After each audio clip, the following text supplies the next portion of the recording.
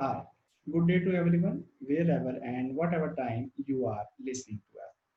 In this short video, we are going to discuss about IFRS 5, that is about non-current assets held for sale and discontinued operation. So this standard cover two areas. One is held for sale and second is discontinued operation. First of all, let's look about tutor introduction, brief profile of tutor, and then we will move towards what are our contents of IFRS 5 that we are going to cover in this short video. I am Numan Jakat, Chartered Accountant, ICAEW member and ACCA member. Apart from that, I am a PIFA member as well. I have around 6 years of teaching experience and 5 years of industry experience.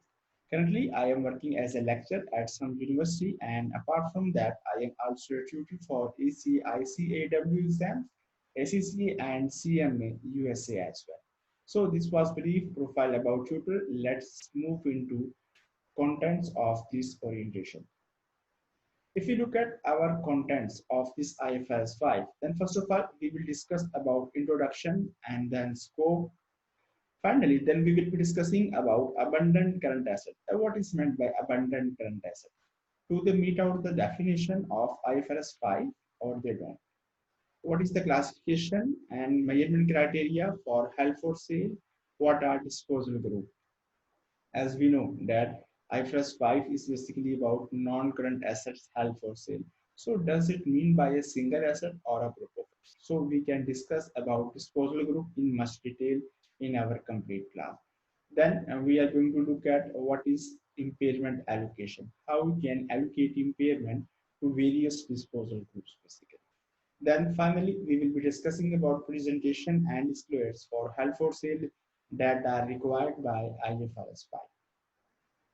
Let's move to the next page that is basically about discontinued operation. First of all, we will be defining what is meant by discontinued operation. Either we have ceased trading or we are not trading for few years, for few months. Does it meet the definition of discontinued operation or it doesn't? Then we will also be looking at what is meant by a component of an entity. What is meant by a component? Is it a significant component or just an individual component? We'll look at in much detail. Then what's the stakeholder perspective about held for sale and discontinued operation? Then we will be discussing subsidiaries held for sale. What is if a subsidiary is being classified as held for sale? Does it meet the definition of held for sale or discontinued operation or both? And we will be discussing presentation and disclosures for discontinued operation. There will be some formats, some performance for held for sale and discontinued operation, how we can present its result into our financial statements basically. We are going to look at in much detail about each and every content, but this was a short video, and in this short video we have to discuss about what contents we are going to discuss in our complete lecture. So I hope you have enjoyed this video. If you have any question, then you can write to us and you can get our complete course and you can write to us. These are our contact details, and then see you in our complete and detailed lecture as well. Thank you very much for listening. See you soon. Have a good day.